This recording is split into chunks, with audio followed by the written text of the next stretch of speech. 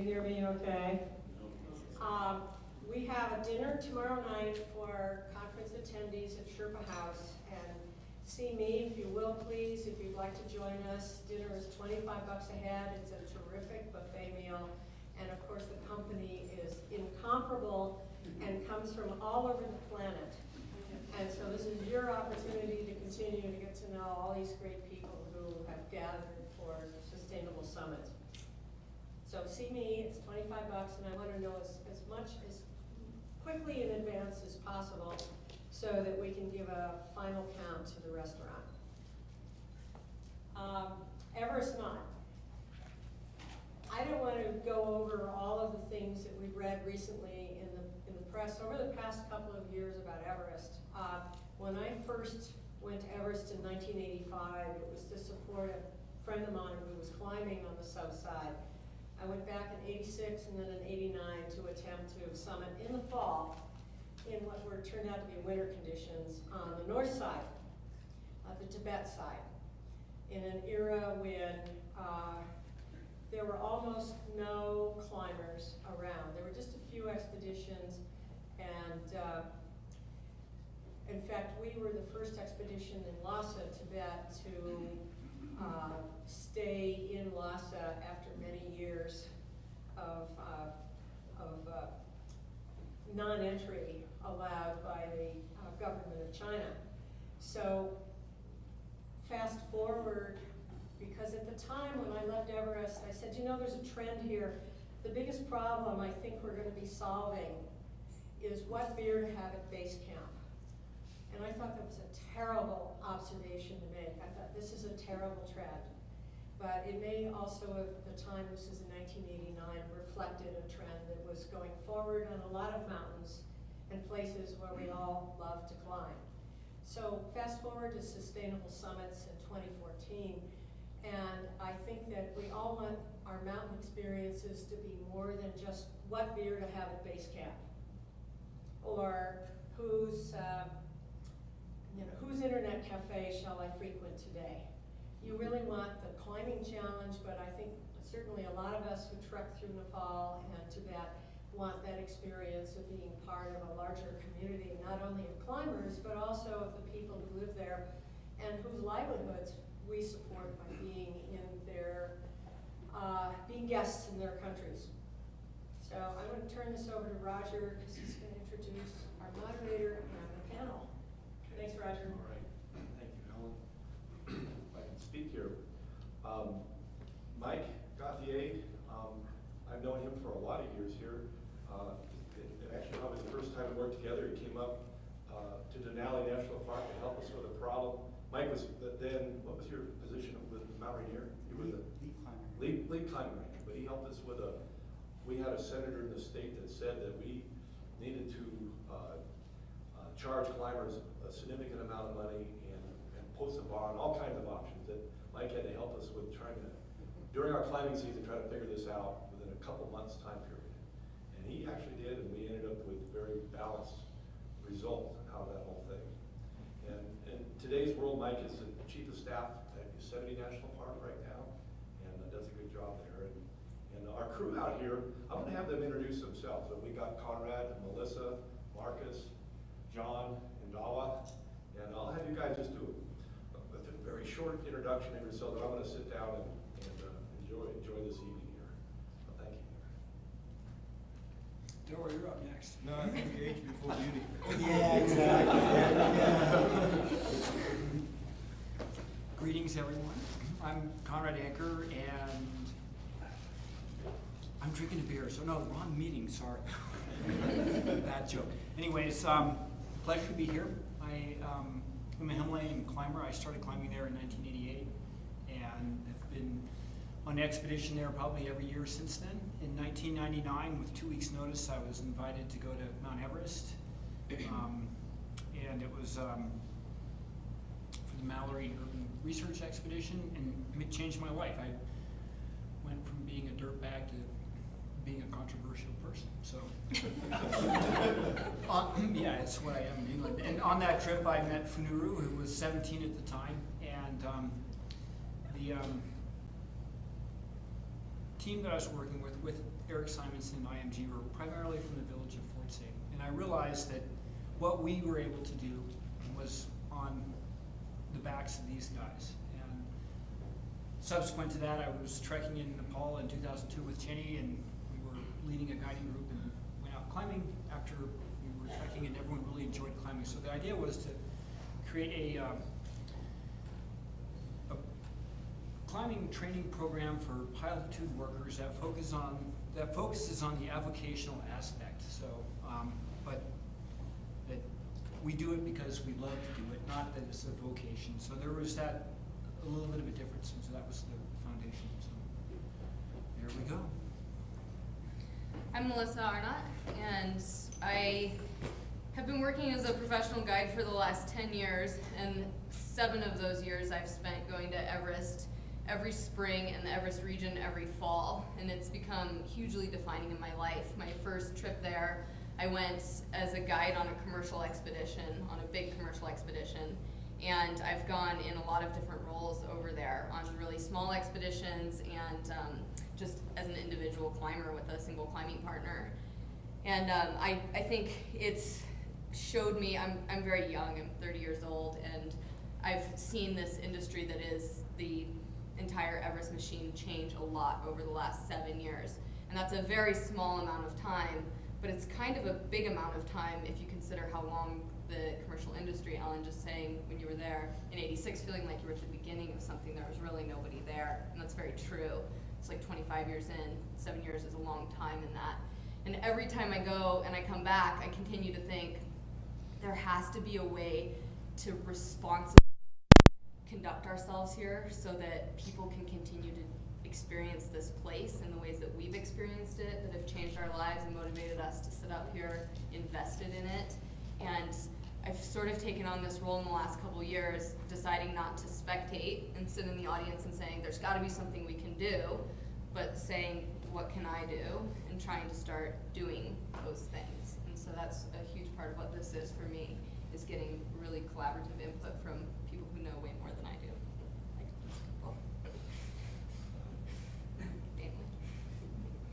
All right. To paraphrase a quite famous organization, my name is Markus Hallgren. I'm not a climber, but I'm a professor in management and organizational theory. And I'm at the business school in Sweden, in the northern part of Sweden, which I've learned is about like 63rd latitude or something like that, so it's pretty far up. And what I do for a living is basically doing research on extreme environments, of which then kind of mountaineering is one of those environments. And what we do research on, more specifically, that's about decision making and organizing of expeditions, but also kind of walking into it now, kind of trying to ramp it up, looking into the kind of commodification and commercialization of mountaineering, going back to how it used to be, kind of even past 85 and 86 and all that stuff, but actually going back to when it started and see how things have evolved over time and how it have developed into what we can see today. And what can I say? I'm extremely honored to sit here and extremely humbled. Thank you.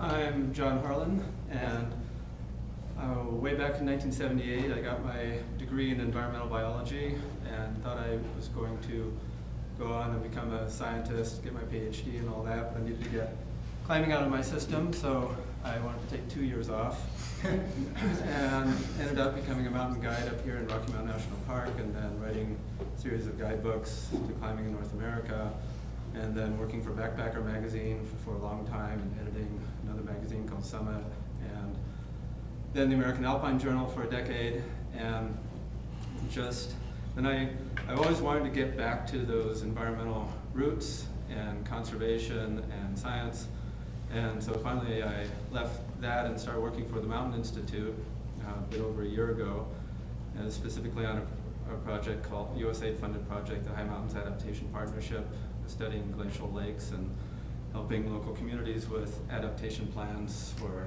action for climate change in Cordillera Blanca and Kumbu.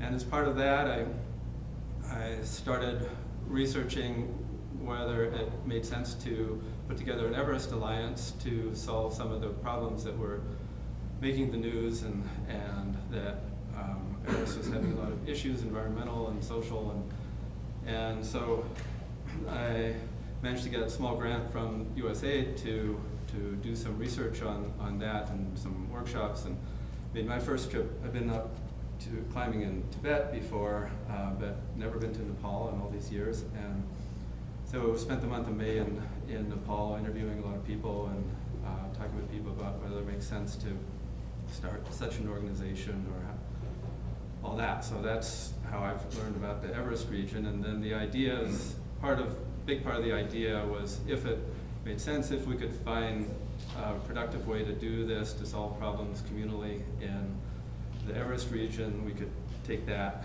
well-known region and then apply those lessons learned to other mountains around the world. So I don't exactly know where we're going to go with that yet. We're still a very active process, and then I'm going to start working in a month for the Les American School in Switzerland, introducing science and youth development program there. Hi, I'm Dawa Sherpa. I'm from Nepal. My father is Sherpa. My mother's from Belgium. I was born in Nepal. I grew up there. I represent the third generation. My grandfather, my father, myself, we've all worked in mountain tourism. In fact, my grandfather was the lead contractor for the porters of the 1963 American expedition. In fact, my father also accompanied part of the expedition up to Jumbesi. I lead expeditions on Everest. The main commercial expedition that we organize as Asian Trekking, which is the family company. I also currently am a board member of the Expedition Operators Association, and in particular, myself and Funuru's brother Angjangbu, we are the coordinators for the rope fixing on Mount Everest. I was until February on the board of the Nepal Mountaineering Association, and I was looking after the Environment Protection Committee. And I will also be talking about some of the other projects which I'm doing through an organization that myself and some friends set up called the Himalayan Climate Initiative, which is again to talk about climate change and also environmental protection. So that's me.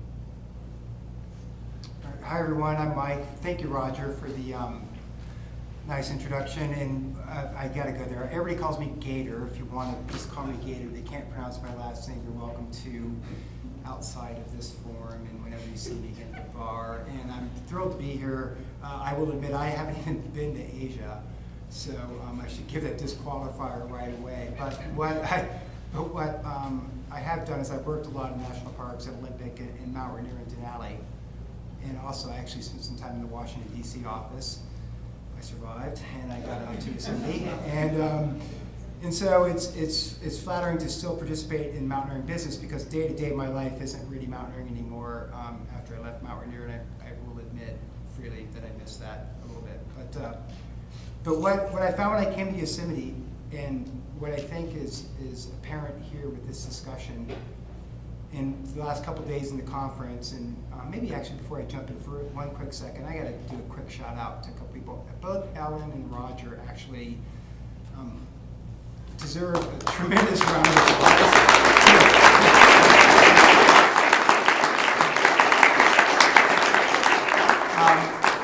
for pulling this together. And when I first got to Yosemite, I met a guy named Ken Yeager, and if you get to know him, he's a fantastic human being. And Ken introduced me to Tom Frost, who actually also is an amazing man. And Tom went right to the heart of the problem, the conflict at times, what is discussed between Yosemite climbing and the Park Service and whatnot. And he basically said his statement was that climbers are leaders and they're problem solvers, they think creatively, they solve issues, they deal with challenges that are complicated that maybe bureaucrats don't do so well at. And frankly, I completely agreed with him, but of course I'm the bureaucrat now, so I have to wear the bureaucrat hat. And we had a long talk, and frankly, I don't think he's always impressed with the Yosemite National Park. And it's something that, for me personally, coming from the climbing background in the Northwest and Olympic and in the Seattle region, and the mountaineering that we wanted to really improve, and it's something that I think at Yosemite we strive for. And anyway, one of my hats that I wear as the chief of staff of the park is I do chair our International Affairs Committee, and we have relationships all over the globe. And it sounds arrogant, but it's real, in that what happens at Yosemite has impact elsewhere, and it really matters. And people look to it for what's going on to measure themselves, either greater or lesser than. And so with Yosemite, when we discuss fire management issues or visitor use issues or wild and scenic river plans or design of facilities and maintaining facilities for many years to come, it's sort of it's a key part of conservation in America, and it reflects around the globe. And we believe strongly at Yosemite that it's actually our job to maybe step up and provide more support and leadership in the international community, and as far as preservation and conservation, and really participate in that world more broadly than just our unique problems, which is very easy to always get drawn into our unique problems. And I think Ellen was correct in saying that tonight we don't want to necessarily dwell exclusively on Everest, but I'm not going to kid myself. I think we're going to talk a lot about Everest tonight, because I think, well, I know Mount Everest is Yosemite. It's the same. It's kind of the same thing. When something happens, we joke, when someone trips their ankle in Yosemite, it actually they trip and they sprain their ankle. It actually ends up in the paper, which is absurd. But and so in Mount Everest, anytime something happens, it's greatly amplified, and it's seen as a measure of ourselves and exploration and adventure. And clearly, it's why we're drawn to the sport. But it also is important for us to remember that these decisions and these actions, they're the stories of our community, and they're the stories that we tell as we pass on. And so when we hear about the conflicts or the successes, they become our lore. And so with this summit, Roger and Ellen, thank you for bringing a broader discussion about how we as climbers and we as managers and people who steward our lands and work in the commercial industry can do our best to champion this for the world. Because as Tom Frost would tell you, we're leaders, and he would really put the badge on all of you, you're here, and he would put it on you that you need to lead and you need to participate and you need to have a voice in these discussions, and it's our moral imperative to participate in those discussions. So again, I'm flattered. I haven't been to Everest. It's almost, I had to admit, I had to do a lot of background research to understand the complexity of the issues, because they're very different than what we deal as a park manager in the National Park Service here. And obviously on April 18, we had this terrible tragedy with 16 Sherpa, and I just can't go without saying it, losing their lives, and basically in support of something that we all fundamentally identify ourselves with. And so how do we move from that experience and move forward? Because we all have to, we're all going to. And how do we establish ourselves as leader in conservation and resources management and in recreation services and commercial services, and in dealing with the broader issues like Dawa is discussing of climate change, which is going to so dramatically affect us a lot in the glaciers we join. I don't need to share too much of that. So maybe I could begin with a question. Actually, I'm going to set a couple more ground rules. One, we are welcoming questions from the audience. If you have a question, I just invite you to maybe stand your hand up. It's going to be a bit informal. We've got obviously 6 people up here discussing things, so it could bounce around. And we didn't want to pass around a mic. So I guess I just wanted to hear from the panelists, and perhaps just dive in at some point. In Dawa, I got to admit that you're standing next to me, and you did identify yourself as the youngest and best looking. That is maybe the first prey here. But you know, I guess there's the issue of running a commercial guiding business. But what I was struck by with the accident is that there's so much of our ideas about the climbing and the achievement of personal climbing, and people identify a lot of value in that. But that's a very different animal than dealing with the commercial business world. And I guess from your perspective in Nepal, what do you see as some of the challenges for that government in managing basically a very important identity for the world? I mean, it's seen, and in Yosemite, just to give you a break for 1 second, there's certain people in Yosemite that love Nepal. It was very easy to find these connections, and so it means a lot to the world, and Everest does as far as commercial tourism. And so how do we move that puck forward or down the court to to identify what commercialism means, how it impacts the country, what do you see as its initial problems or the biggest obstacles for us right now? Well, there's vast a lot. I think the biggest problem that we have currently is that there's nothing being done to manage the mountain.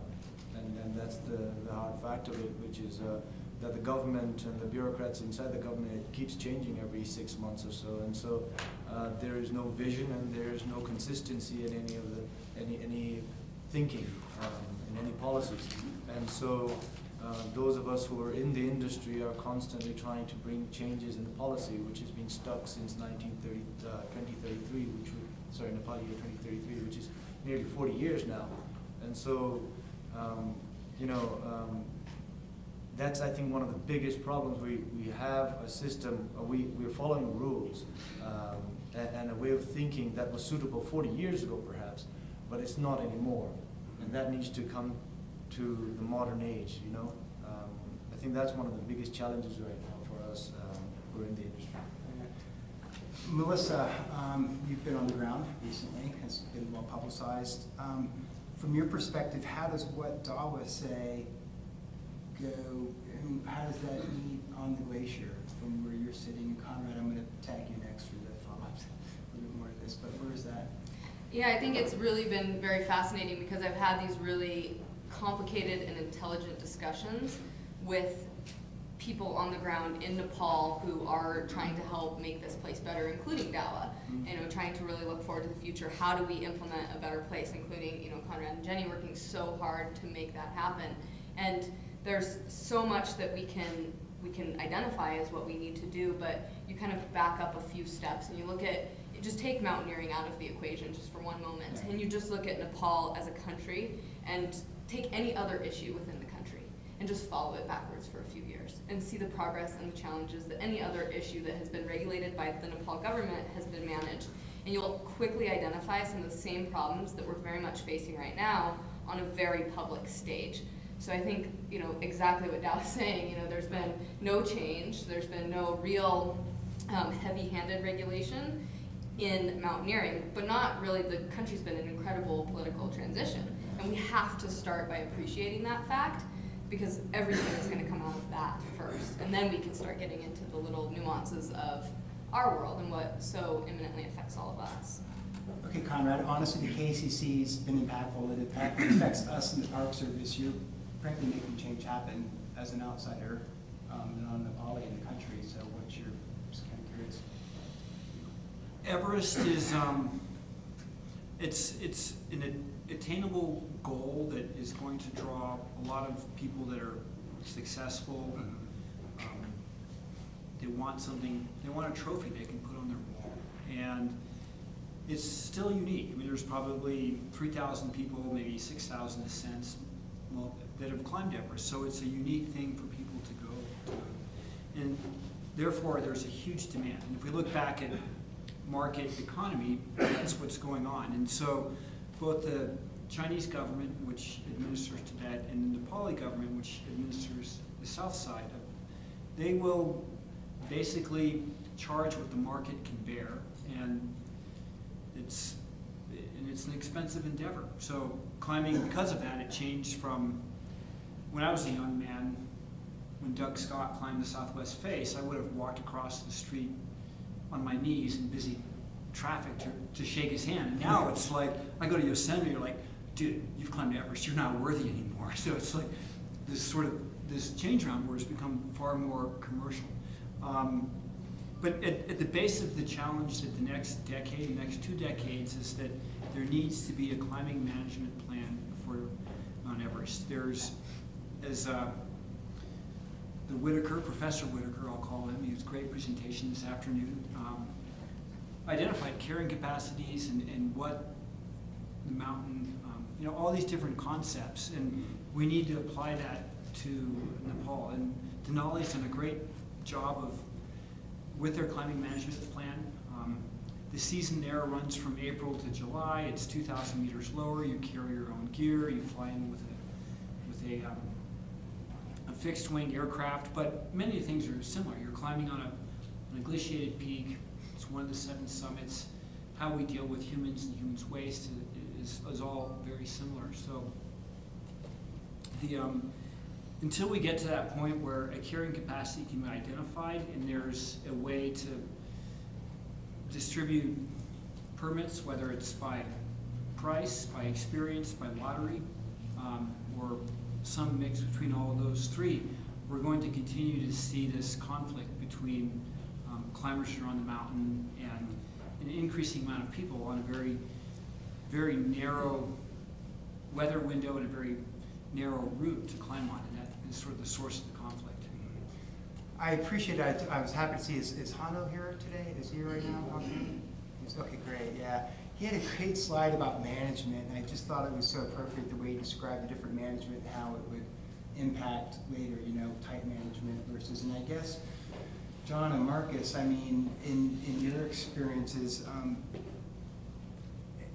with ecotourism or tourism or commercialism of you know, of a peak, and clearly it's Everest is driven by a different parameter than the other 8,000 meter peaks, right? Like there just aren't knowledge of the pressure on them.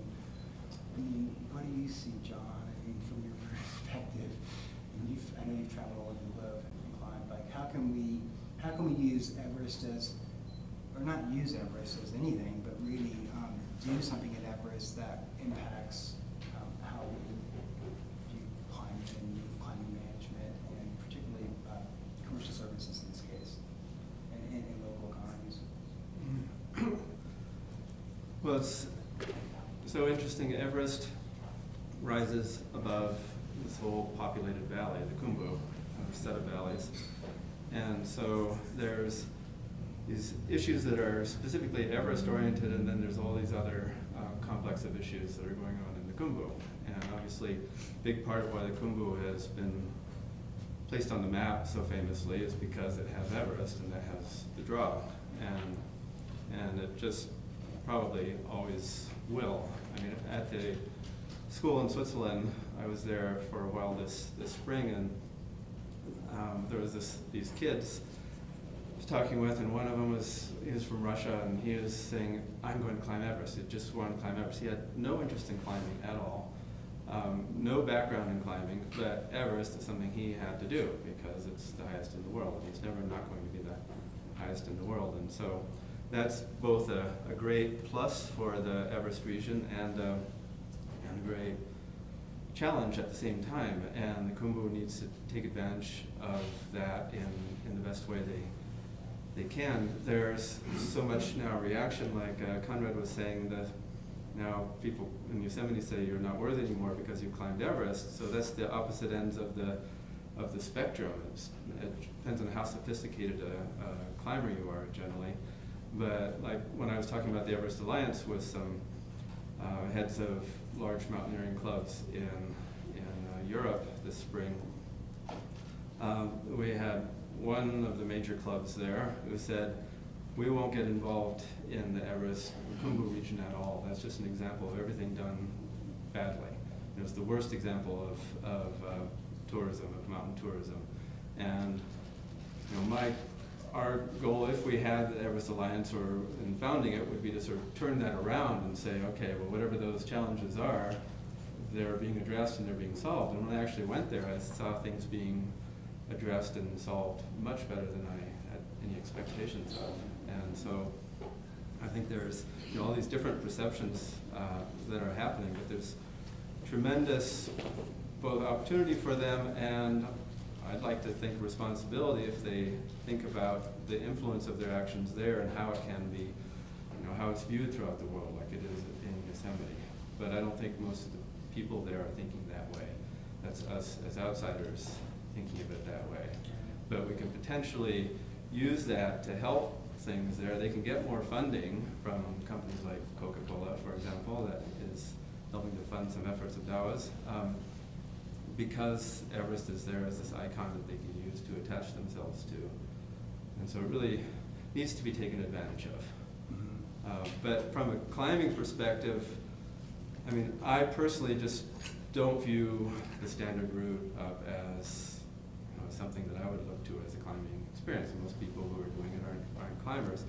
But there's something like 14 routes on the mountain, and there's only 2 that really get climbed now at all. And so when people put down Everest and say, oh, you can't get an adventure on Everest, that's just a joke. Well, find something else, you know? You don't have to do those routes. And I think that's the case in so many of these access issues that we've seen. I love these corridors. Keep those corridors going. Everybody who wants to crowd onto the corridor, that's great. And leaves the rest of the mountain for the rest of us. Not only that, the other routes are actually, the permits for those routes are much cheaper than the 10,000 you pay for the normal route.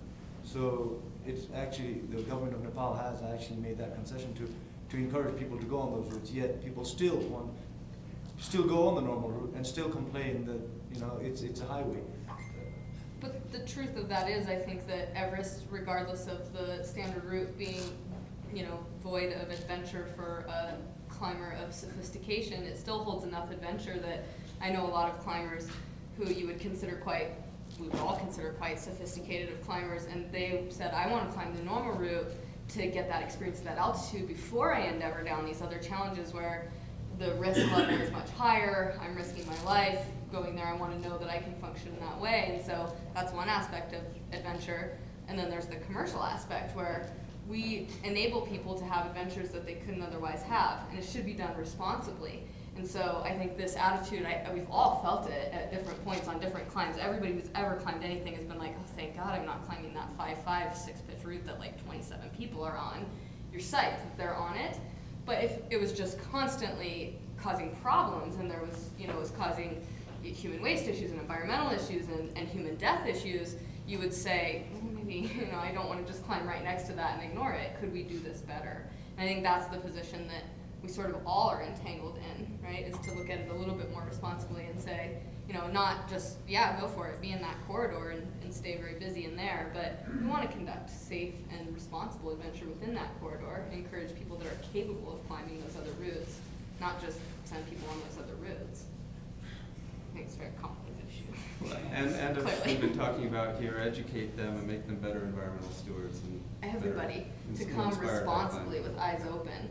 I mean, if I could have a dream of Everest, it would be that, you know, just as many people could come and the region could support it if everybody was actually engaged in what they were actually doing. They looked at how their human being in that region was impacting everybody else's human lives and the life of the environment.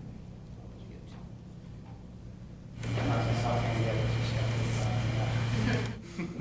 As an academic, I always have a perspective. On one hand, on the other hand. No, but I mean, from the countries, from the comments so far, I mean, we've been talking about how the country needs to kind of push changes and so on, and kind of develop this carrying capacity, for example. It might be that I'm coming from northern part of Sweden, and we are extremely known for being cynical and kind of pessimistic and so on. So I don't think anything will happen in Nepal within the kind of time frame that we will need to see these changes. And I think that causes problems. But it's pretty simple as well, because it comes down to economic considerations. I mean, as long as people come pouring in, I mean, then there's no need for the change, because it's generating money. And unfortunately, money runs a lot of our society. So that would be a problem. My suggestion then is to, instead of looking to the government to kind of come with solutions, so to say, I think the solutions has to come from companies, from organizations, and not only address issues that we find in Nepal, because this is an international thing. So I think the solutions should come from organizations and from companies, but kind of have some kind of international independent body that's not attached and dependent on private companies or governments or something like that. In terms of my research, I come out of kind of project research. So I've been studying diesel power plants and stuff like that. I've written a bunch of papers about it and was extremely bored, and that's why I was interested in expeditions. No, but I think one thing that could be learned from that is that there's a number of certification bodies for project managers. Basically, these bodies kind of certify people saying, okay, that's a good project manager. And over the years, the last 10 years, I mean, the members of these certification bodies have just skyrocketed, basically. And the reason why it has skyrocketed is that the clients are asking the companies to have certified project managers, because they want to know that the projects are actually successful, or that the company has the knowledge they think is required in order to have a successful project, a safe project. I think something like that could also benefit the kind of climbing community. I mean, some kind of certification body is saying that, well, this is kind of a well-organized expedition, or these have the kind of basic requirements in order to run an expedition. And these ones, they don't have the certification. Of course, you can go with them, that's fine, but at least you should know that these ones we kind of think of as having the kind of right experience or whatever one measures. So, I mean, that's my take on it. I'm cynical about the governmental solution. It has to be a part of it, but it's not going to be the solution. But it has to come from organizations and from kind of the grassroots. So I think this is a good first step. Both Conrad and Dawa, I'm kind of curious, just from Nepal, is it really, I mean, I kind of keep hearing this and I can't help, do you really just give up on government management though, with some sort of larger authority, or do you repurpose and try it? I mean, again, I admit I haven't been in Nepal, but it seems as though that might be a key step. Maybe Dawa, so Conrad, I'd be curious from your perspective also what you think about Nepal and general else's businesses and then that's some You don't give up on the government. You keep knocking on that door. Even if nobody opens, you keep knocking, and that's what we've been doing. My dad's the president of NMA, of the Mountaineering Association, and that's what he's doing now. And almost never the door is open, but sometimes just a little crack opens and something small change happens, and we're happy with that. Little at a time, you know. But that's the only way we know. But we don't rely on the government. We have to rely on ourselves if we want to improve things. But it doesn't mean that we stop knocking. Regardless, you have to keep trying. Will the government actually get in the way?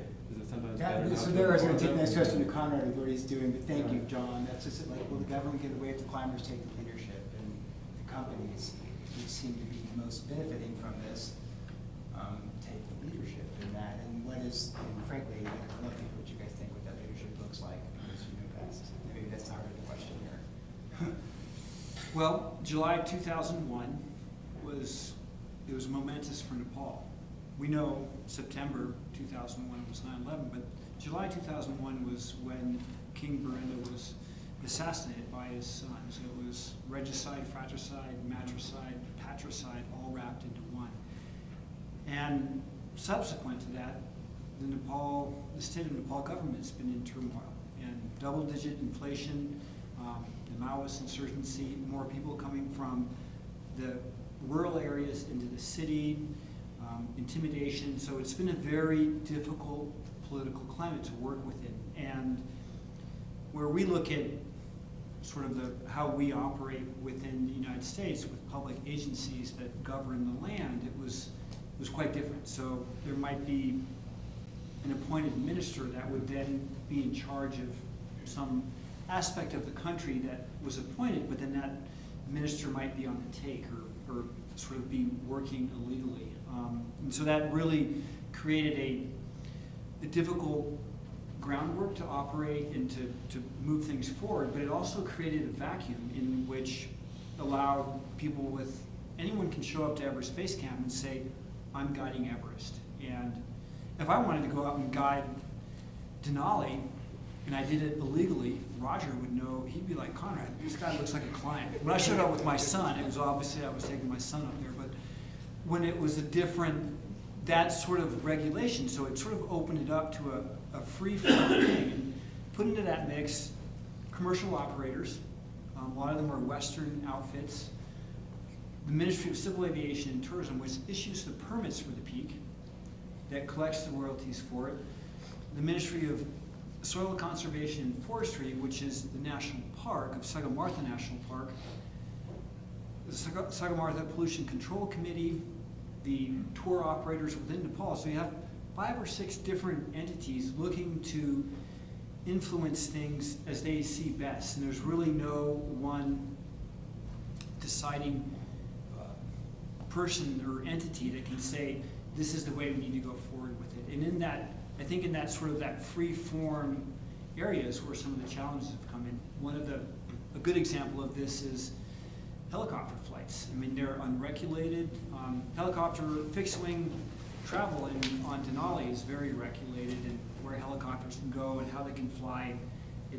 They keep tabs on it, but there'll be maybe 30 flights a morning on a busy day, and people flying up to land at base camp, have a cup of tea to say I made it, and then fly back out, or clients flying down to Kathmandu to recuperate with some richer oxygen and have a couple of yak steaks and then fly back up and make it to the summit. Is this sort of, instead of walking down to breathe thicker air, flying out with a helicopter. And a lot of these points on Everest is we're going to have to accept the fact that we need to regulate it if we're going to preserve the mountain, because it's a very harsh environment, but it's also a very delicate environment. And if we want to have that experience for the people that are coming to climb there, but moreover that the people that are part of this mountain community, the Nepali people, that this is their asset. And so much like the lecture we had on Bolivia, and sort of we are Bolivians and this is what we want, this is La Paz, this is our mountains, things like that, that rightfully, in my view, that the Sherpas should be guiding Everest, they do the work, they do all this, and that this should be an experience that when people come to climb Everest, they're working with Nepali people.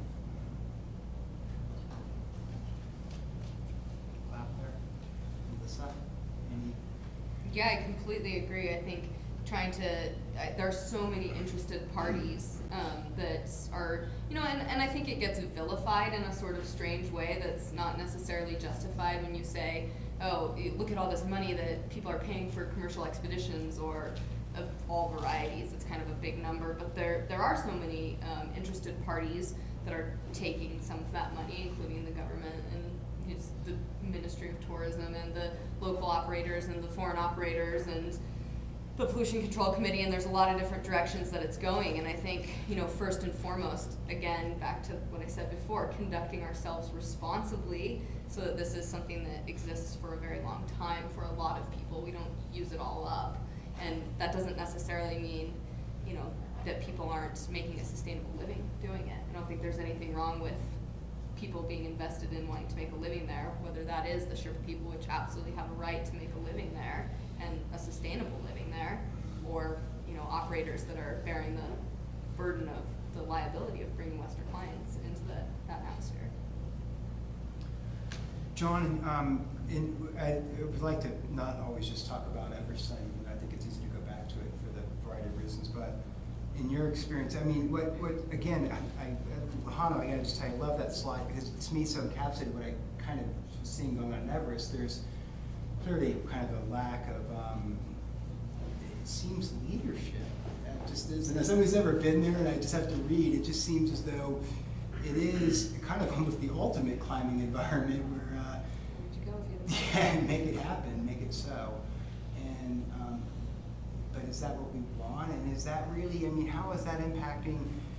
Clearly, the communities that are outside are benefited from it right outside the Everest Base Camp and whatnot, but that has a tremendous impact on their livelihoods, as we just saw with the recent accident. So I don't even know how to encapsulate the question, but how do we move leadership into this world? Because the media, one year I joked, I was like, God, if I could just get Climbing Rock and Ice magazine to just not talk about Yosemite for 1 year, like there's so many great climbing areas, and they keep telling you about Serenity Crack and Moody and Windows and whatnot, and going up the fastest, and like, could they just stop for 1 year talking about Yosemite, just see what the impact is?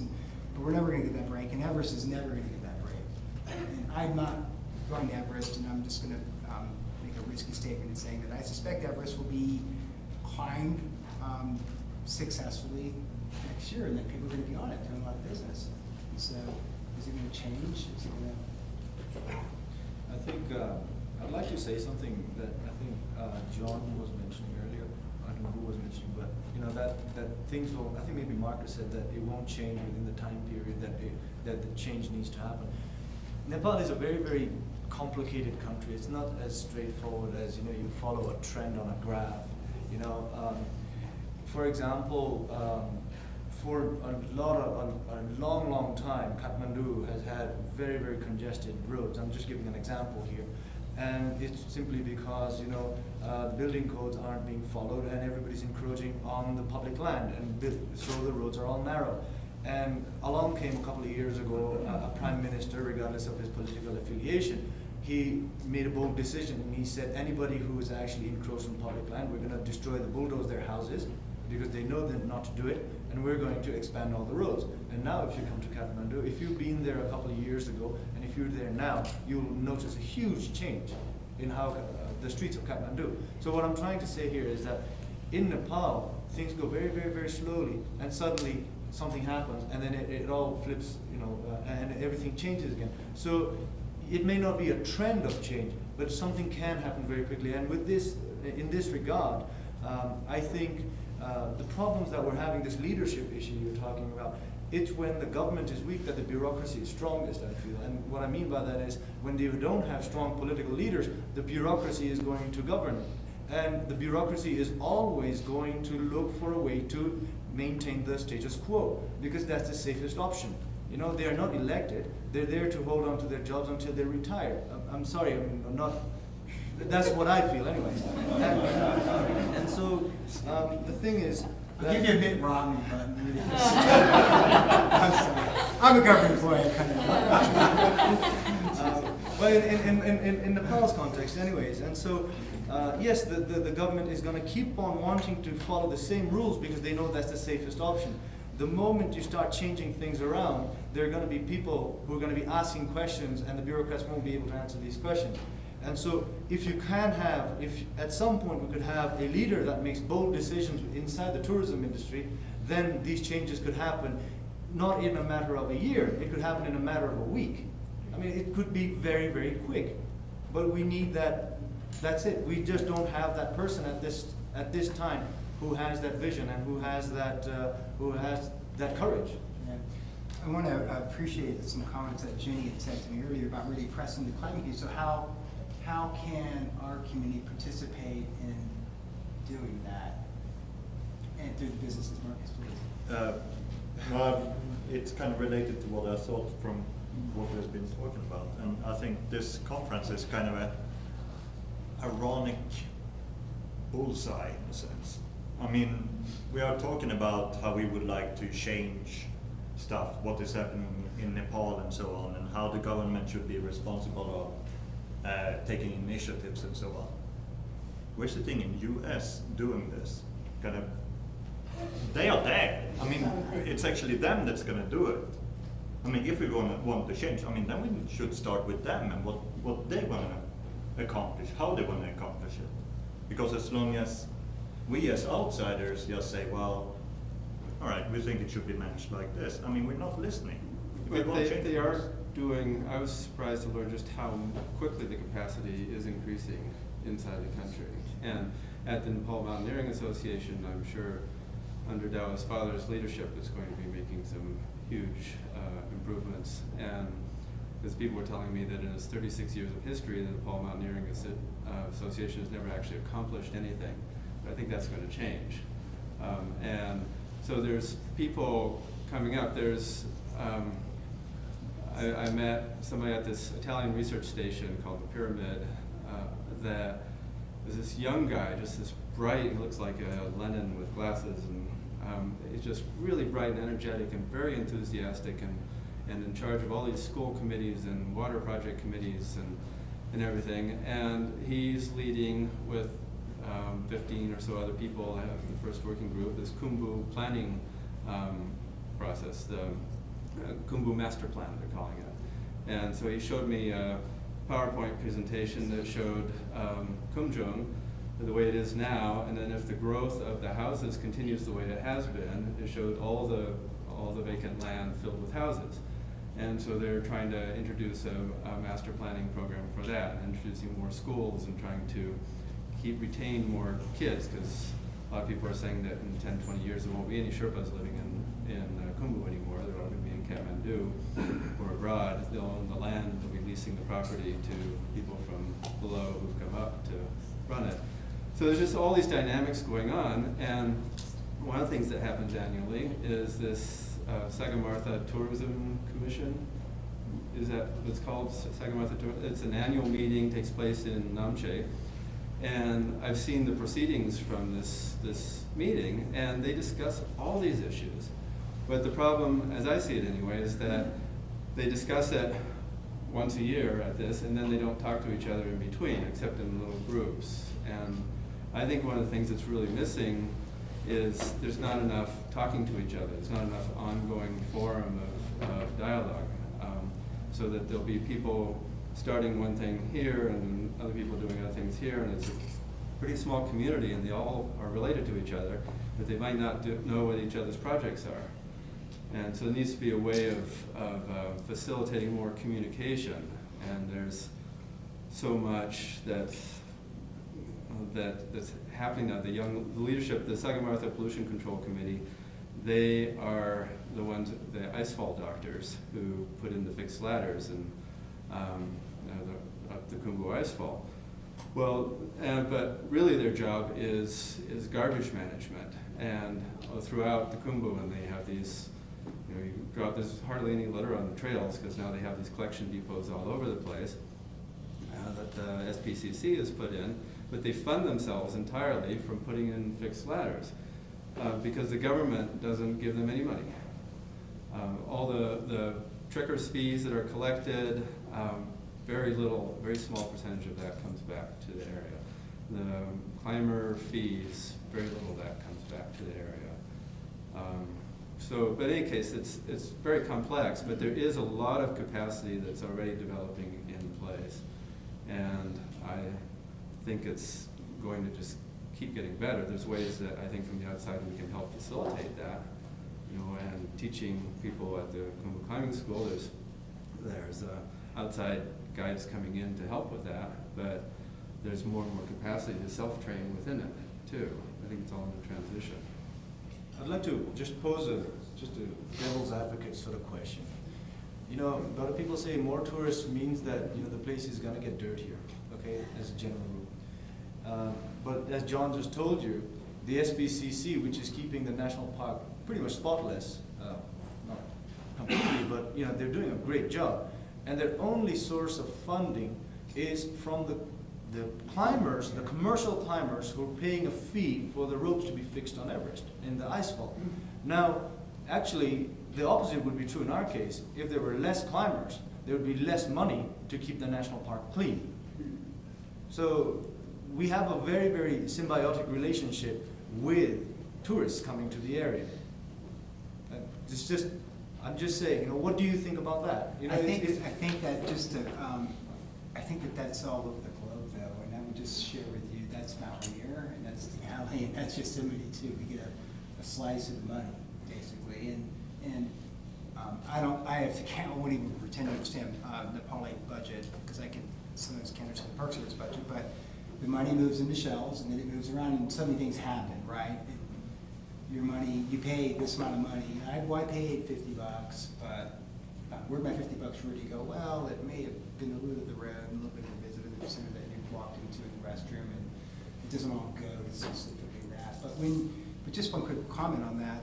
Speaking of the icefall, it does seem that there's a significant amount of money raised though, with fees, permit fees, and with icefall fees and whatnot. So, and I don't know if there's a clear understanding where that money really goes. I have to admit I didn't understand that. The fact that it is really keeping it clean is very important, but clearly when the icefall has issues going on, it creates this global response. The media, that incident obviously was huge, and we're not going to forget it. It's going to impact us for years.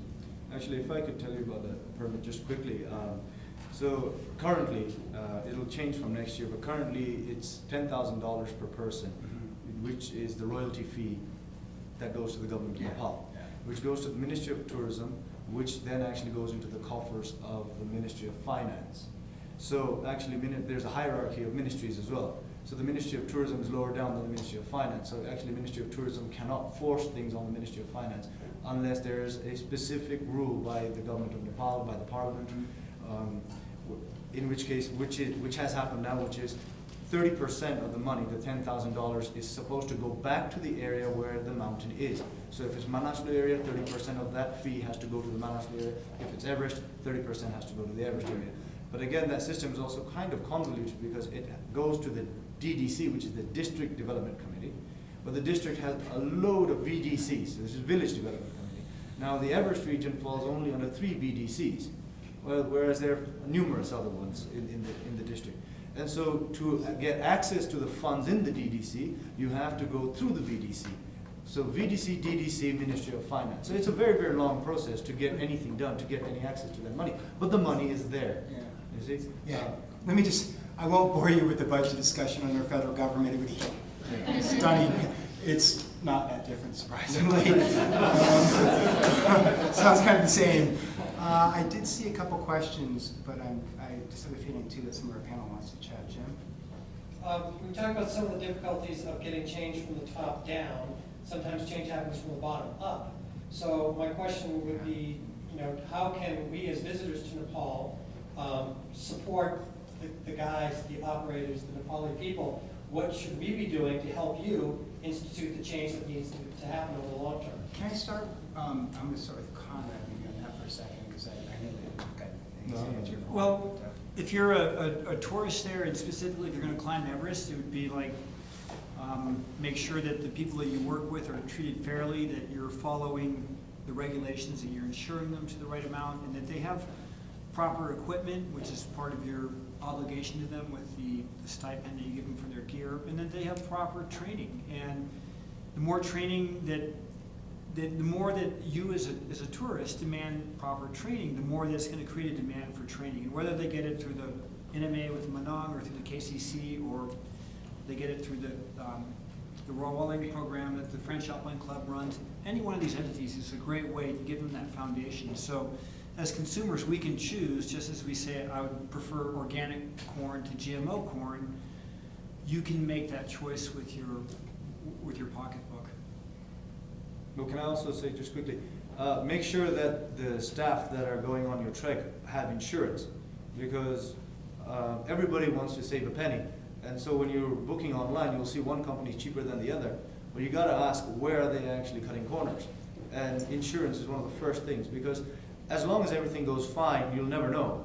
But when the shit hits the fan, that's when you realize that, okay, these guys aren't insured. And then all that, first of all, that's not good for the staff because they don't get the medical treatment or the evacuation that they deserve.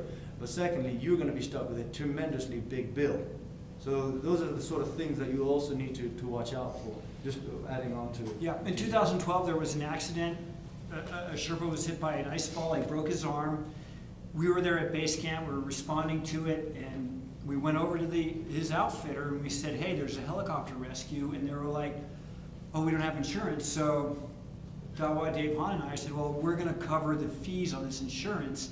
The guy realized that he didn't have insurance, so he said, "Okay, if this gets out there, my business is going to tank." So he ended up covering that helicopter rescue fee. If you're following the letter of the law, everyone that's working on the mountain will be insured. Just kind of back to what Dawa had said originally in the sort of last comment, that it just plays into exactly what Conrad and Dawa are saying now. I think one thing that we can all do, us as people who are invested in the Everest region in various ways, and then all of the potential users, is encourage transparency first of all, and best practices. And I think training of staff, of all your staff, so your local staff and your international staff and whomever you're going to interact with, and requiring a very high level of training is super important. Best practices, we've seen it continuously work in our national parks here. I mean, Rainier is a great example of that. Denali is a great example of that. Setting a standard that everybody adheres to. And in Nepal, it's a little bit different. What you're saying, Dawa, like it can change overnight. Houses are gone overnight because they were built on the street and that was improper. Everybody knew that. It's kind of similar, you see it on Everest. It's a funny thing because it's like garbage is a really good example. Where it was kind of okay just to like throw your garbage off on the side of the trail until it wasn't. And then somebody had to say, that's not okay, and we're not doing that, and you will not see us doing that, and it became widely accepted as best practice, and now it's shamed. And so I think we have a lot of power as the sort of voice and the current users to actually implement change sort of ground up. And it does require those questions. It does require saying, I'm not just looking at a dollar sign. And in 2012, I went around base camp and chatted with some different expeditions and just commercial customers about why they chose the outfitter they had chose. And one group who were climbing with an outfitter that hadn't provided very well for their staff. They were very understaffed ratio-wise. They were underinsured and just sort of managed not at a best practice level. And the clients, who were American clients, had found this outfitter, and they said, we've been around base camp. We know we're paying less, and basically the only difference is the quality of the food. And I said, you do realize that this one person, this one human being who's your guide, is responsible for 7 of your lives on summit day. You're putting that burden on him, and he has no insurance. You do realize that. And he's making 1/3 of what those people who are eating good food are making. So it's on us to actually be responsible again, and that's where I say, don't just look and say, gosh, that's a mess. Just invest a little bit, and everybody can do it, whether you're just gonna visit Kathmandu or trek or climb or whatever, is sort of starting to invest ourselves, and I do want to support this industry. If I'm going to go there, I want to go there responsibly. Sorry, Phil, that's a lot. Can you please? Thanks. Yeah.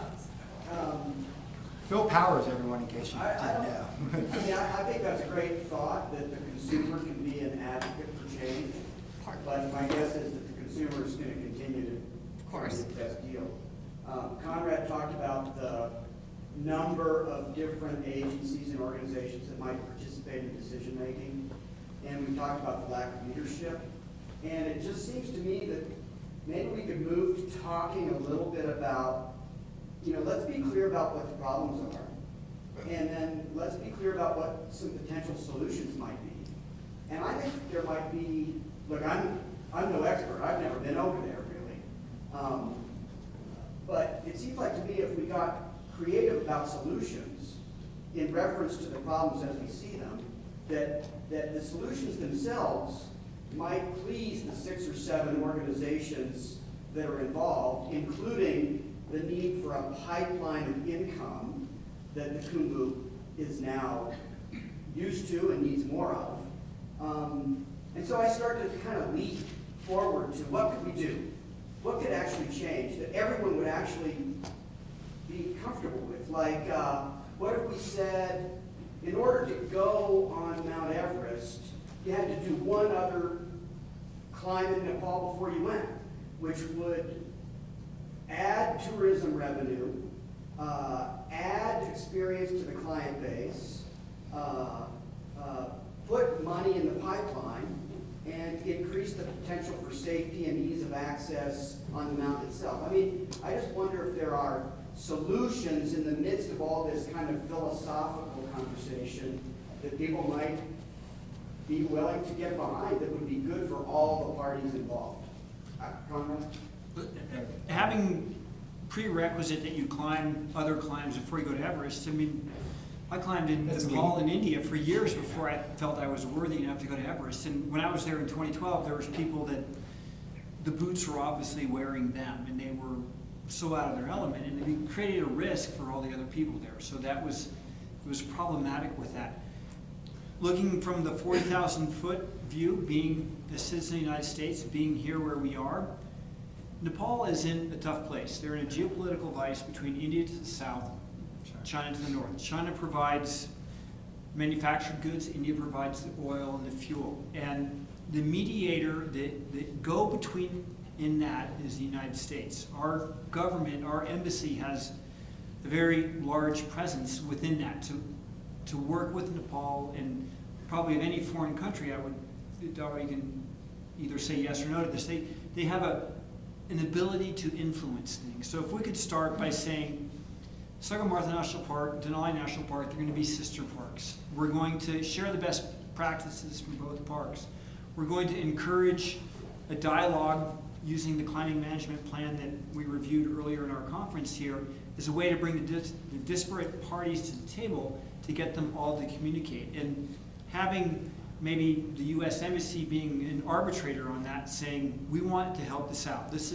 We realize that Everest is the flywheel that spins the tourist industry in Nepal, which it does. I mean, people come to trek because Everest is there. It's the icon. It's the NFL, the NBA, and the Hockey League all wrapped into one. And it's a huge thing for Nepal. I mean, if you're an Everest climber, you're celebrated. And it's very different than what we have here. But to get someone with an experience like the United States, the Denali National Park, to mentor them and to say, hey, if we don't address this early, which is one of the things that we talked about, if you don't address it early, then when it gets to the point where it's too late to address it, you're going to have a problem. But my question is, are we too late to address it? Or who would actually implement that regulation? The government of Nepal would. It would have to be set up. Can I just say, we are in the process of trying to bring these parties together. We have a dialogue with the embassy, we have a dialogue with NMA, and have a dialogue with these national parks, and we're like in the process of bringing these parties together, hopefully within this next year, and maybe get a little infrastructure started. And it has to be a very delicate process, as Dawa Stephen said, because the government of Nepal only opens the door a little crack. But with those big forces in the room, I think that there is the possibility of a little change happening, and as Dawa Stephen says, it could happen overnight. I love Phil's comment that what does success look like? And where have you seen success? And maybe I'll give Markus and Jonathan the chance to start on that one there. I mean, how would success look there, or how have we seen it in other locations where a peak like that just commands international attention and we make it? Because it seems, I have to admit, I as a climber, I personally can't stand getting asked if I've climbed Everest. I'm tired of that question. You know, it's like, because I know on one level, Conrad's right. Like, there's people like, well, you climb Everest, or whatever. But there is a certain amount of people who've never climbed anything, and it's like, well, did you climb Everest, right? Like, I'm sure you've all at some point in your career faced that question. Pretty much everywhere from Denver to it's like it's all it's about. I met New York City. They're like, Everest is the only mountain. Yeah, I met a little kid once. Just to talk about this, I was working in Washington D.C. and this little 5-year-old kid, he came in and his boss was he was the lead counsel for the National Energy and Natural Resources Committee. Just to digress for a second, so he manages all the legislation for all the parks and all the Forest Service areas in BLM. Like, powerful, great, tremendous human being, and he was trying to play me up to his son a little bit. It's like, oh, we got this guy from Mount Rainier working, he's climbing Mount McKinley, and the kid's like, but have you climbed Everest? In the moment, no, he walked away. He was like, whatever, dude. You're not worth much to me. So. Sorry, I just. We're talking about some more pragmatic things. I think I'm going to say some things that might be rather controversial back home. I'm on camera, and I'll take that risk. One of the first controversial in the way that the system set up in Nepal. The first thing that we need to do is actually change the way, change who is allowed to organize an expedition, which is climbing on a mountain. Currently, there are over 1,600 trekking companies in Nepal, and a trekking company is allowed to organize an expedition. In other words, there are 1,600 companies some of whom just registered a few weeks ago, who is allowed to organize an expedition.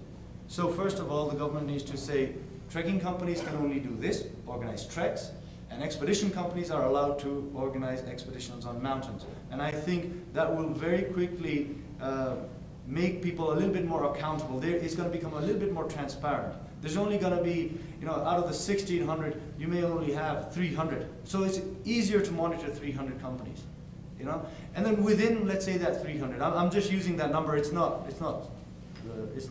actually a research number or anything. I'm just saying. So out of that 300, maybe there's a way to also certify them. Let's say we have the 5-star rating system of hotels in Nepal, so why can't we not do that with expedition companies? So, for example, everybody has a salary sheet, so everybody presents that to the government at the end of the year. Your audited accounts. So you show how many people are on your staff. You know, if you have more than 100 that you employ, maybe you're a 5-star. I'm just saying, you know, this could be one of the criteria. You could look at the total worth of the company. How much equipment does that company own? It could be a physical audit of how many tents do you actually own? How many pots and pans and stoves do you actually own? Etc. So there could be a system where you can actually certify companies. And so doing that, people will also be a little bit more careful about what they're doing up in the mountain. And also, the licensing system now, Jivan, I don't know, we discussed this over some beers. It should not be that everybody should be allowed to organize expeditions. And here the certification system comes into play again. Let's say a company that has been in existence for 5 years, a trekking company who's been in existence for 5 years, may only after 5 years apply to become an expedition company, so that they have the skill set, they have the experience. And they must have organized at least five climbs on trekking peaks, as they're called, which are roughly 6,000 meter peaks. And after they've done that for 2 years, and they have had 4, let's say they've taken 4 permits out of the government, then every time they could move up a tier until they become, let's say, a 5-star expedition company, and then only then are they allowed to organize an expedition on Mount Everest. And that way, people would be very, very careful about how they behave on the mountain, and also that would safeguard the reputation of Everest in a lot of ways. It's one of the ways you could do it, I think.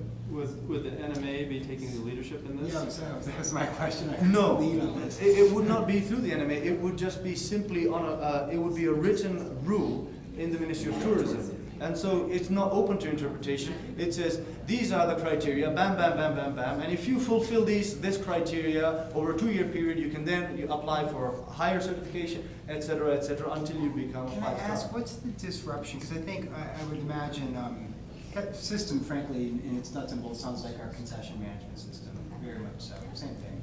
You know, experience, social financials, credibility. But how does that really implement, because that sounds like a big change from a long way of doing business for 30 to 40 years in a place. And is there a model for that? Maybe, I mean, Markus, just to move off so you and I have a conversation all night, which is great. But I mean, where are there other places where maybe this change has made a leap, and maybe someone from the audience has an answer, but where have they made that leap where they've kind of ramped it up? I mean, I think it's an absolutely great idea. And I think that's what needs to happen in the long run. And I think it also ties into the idea of the certification body kind of implementing that as a kind of a non-governmentally initiative to start with, and then ideally it's kind of absorbed and put into the laws and rules of the country as such. I mean, that would be extremely good. Can the NMA or the guide services and concessions help get there? Well, one thing that we, just with the Juniper Fund, which is not a concession Can or the we talk NMA. about that for a second? So the Juniper Fund is a nonprofit that I started with Dave Morton last year to recognizing the need to provide a supplemental insurance benefit, essentially, to families after death or tragedy occurs, because the current insurance structure is inadequate in a lot of ways to provide financial support for families after an accident. And it's partly in a lot of different ways, the structure in which the payments come, the transparency of who they go to, and the actual number, the dollar number. So we're just looking to supplement that as not an insurance program, but as a donation to families, a death donation after an accident happens. And we really identified very early on that one of the best things that we could probably do with our time and resources was to try to encourage every agency to insure their staff to the maximum, which is expensive, right? It costs actual dollars to do that, but that's the easiest way to ensure that more money gets to a family after a death.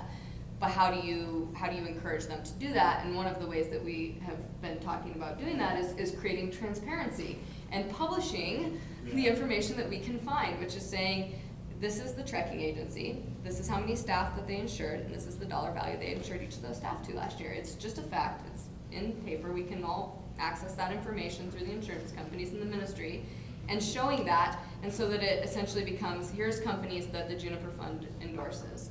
And that's sort of how, on a very, very tiny level, only looking at that one individual aspect of this big, huge moving piece, is to say, we're gonna look at it for you, and we're gonna say, we support these companies because they support their staff to the fullest of their ability.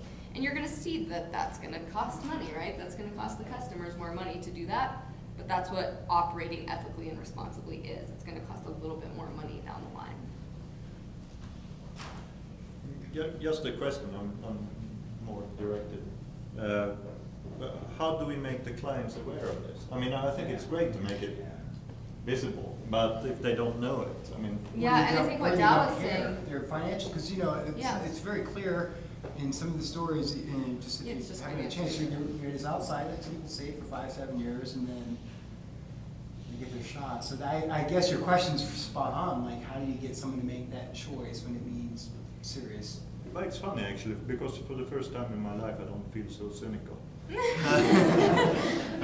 but I actually think that, I mean, making that kind of numbers visible, I mean, that will drive some kind of change. It won't change everything. But it's a component of what Dawa is saying, and it's saying, hey, we can't necessarily tomorrow get the Ministry of Tourism to give a 5-star rating to all of the different agencies and, restrict certain trekking agencies because they haven't been in existence for running operations. But we can start creating transparency in the things we have, and overnight there could be a 5-star system, and that's how you show clients. And I mean, just actually physically on the ground is what I started doing in 2012, and going around and talking with clients and saying, do you know what's happening with this agency that you hired? And that's just face to face, and that's not effective for mass communication to every potential customer of the Everest industry in a whole. But it's a little thing to start, and I really do believe it's like throwing your garbage on the ground. So what are those elements of a responsible business that people can look to? What are those components? I mean, I can answer that question for some of them. But what do you guys all think that they look like? Insurance, we talked about extensively. Proper insurance and care. I'm just going to throw something out. Training, obviously, quality guiding. Absolutely. I mean, is fundamental and kind of. I mean, that's, we have a poster there somewhere about organizational routines. And, I mean, studying an expedition and so on, and I'm not claiming I know everything about it, but from our research and so on. I mean, organizational routines are key to have a functioning organization. It's not just for expeditions, it's for diesel power plants, it's for IT projects and whatever. But people are carriers of routines. It's people that are conducting stuff. So I think key to having a change and what should be evaluated is experience and kind of knowledge. And then it's key to solution has to start with training. I mean, training both in kind of mountain skills, but it also comes down to language. It comes down to reading. It comes down to kind of not only including kind of people that's going to be working on the mountain, but it's going to include kind of women, it's going to include children and so on. It has to be broader than just the kind of the social things. Well, what actually killed all those people this spring was an avalanche that's going to keep happening. And apparently upwards above 100 people could have been killed if it arrived at a different timing. There was a broken ladder and there was congestion and all that. And then there's who decides where to put the ladder. There's choices. In the center, it's safer from the falling stuff, but there's all these big seracs and all that. And so I was talking with the chair of the SPCC, which is the icefall doctors, and he felt strongly that there should be, he doesn't want the icefall doctors to be responsible for deciding exclusively where that route should be, and then getting blamed for having misplaced it. And he thinks that there should be a shared decision amongst the leading guide services there, that they would come together and decide where the route should go, and then the icefall doctors would put it there.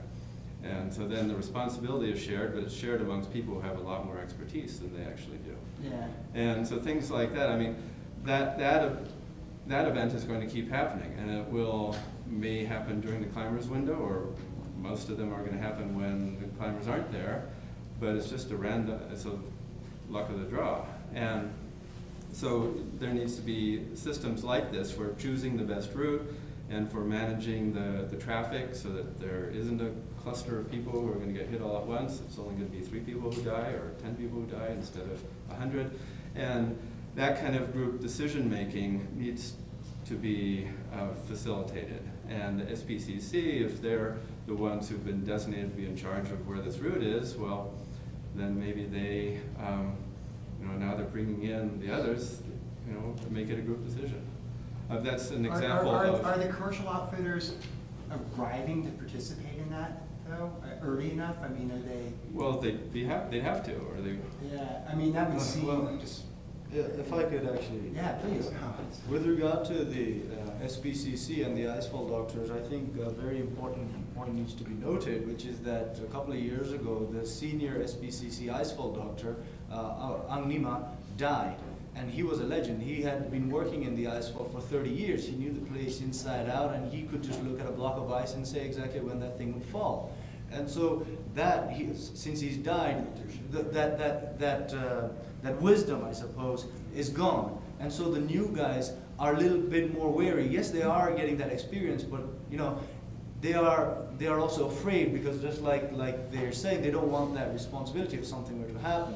Now, actually, if we were going to go that direction of let's wait for everybody to come here and then we're going to decide like a committee which way the route should be, well, actually that's actually going to cause more problems. It doesn't necessarily mean that the route is going to be any safer. It just means that everybody's going to be allowed to have their little say in it, and then at the end of the day, it's going to go through the exact same place they're going to make it anyways.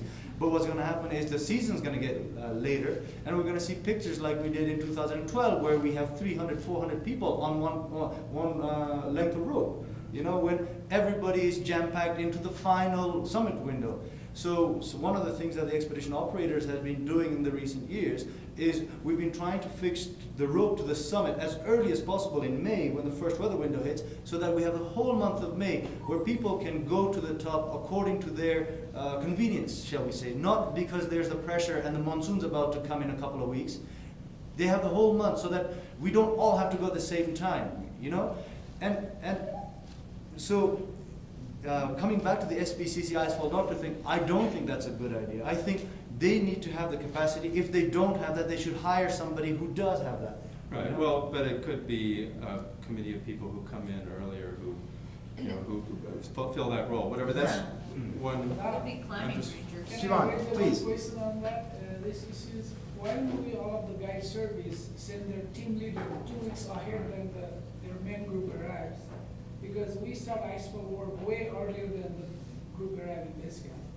So team leader, SPCC doctor, when they can discuss about which is the safest way to put the ladder, maybe that's gonna be good for coming season. Otherwise, Let me, and also I want to be cautious that we really are diving into the weeds here a little bit, which is, But Phil, what a practical solution. I love it. No, I love the weeds. I live in the weeds. I love the weeds. But are the clients even remotely attached to understanding this at all, though, since they're paying for this all? But it depends on the client. Some of them they're climbers. I mean, there's guys that, I use that in male and female, they've saved up their whole life. This is their goal, and they're there to climb. There's the trophy hunters that just want it, they want to get it done, they want to get it done quickly. But the fixing of the rope through the icefall, fixing the Lhotse face, fixing to the summit, this work, from my own perspective, best be handled in the way we do it on Denali, where the rangers are doing it. So if there was a dedicated crew of 8 to 10 very experienced Sherpas that are well paid, maybe 3 or 4 Westerners that work with them, because we have to get that communication between the 2 groups, because that's the dynamic that's going there. And then this team would work with the Everest Base Camp doctors and the medical crew that Luann Freer has running there, and then get the route up to the icefall, get it up onto the Lhotse face and onto the summit, and doing it early, because as it stands now, it's sort of, everyone comes in there, all the rope is put in this big pile, and then every expedition is asked to put resources into fixing rope. That's changed now, though, Conrad. Okay. That has changed. So now is it paid, or how's that? So the government of Nepal has given us the mandate, that's us as in the Expedition Operators Association, to collect a certain fee from each individual, each named person on a permit.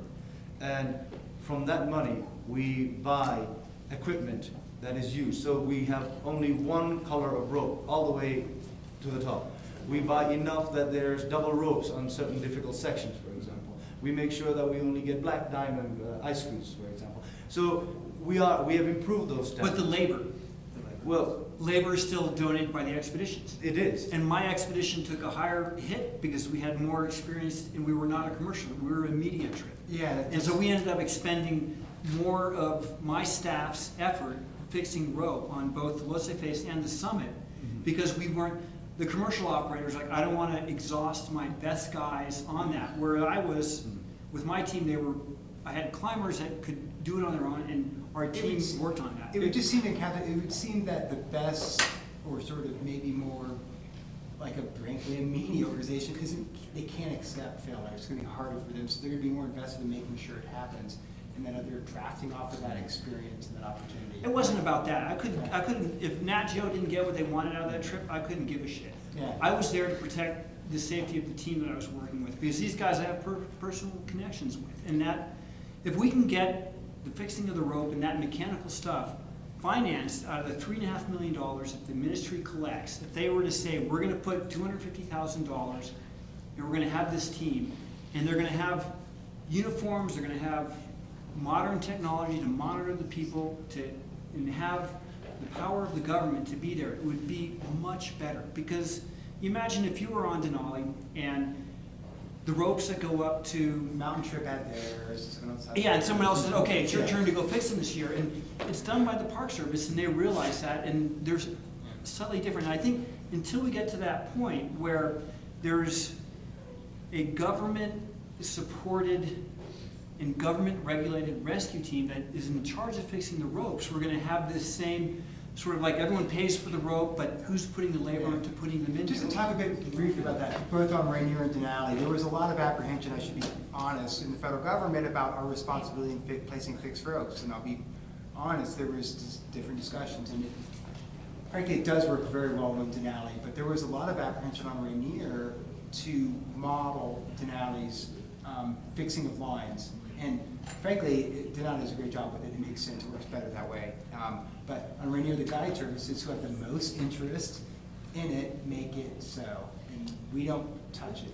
So it's interesting, just as a different model. And having this conversation with the outfitters, they're like, well, if we have a rescue team up there, people are going to be hucking themselves at the summit without, and they know that they've got this rescue margin. They do it anyways, but having officials on the mountain that would coordinate rescues, that would communicate with the helicopters, because right now there isn't one central triage point where something happens with that.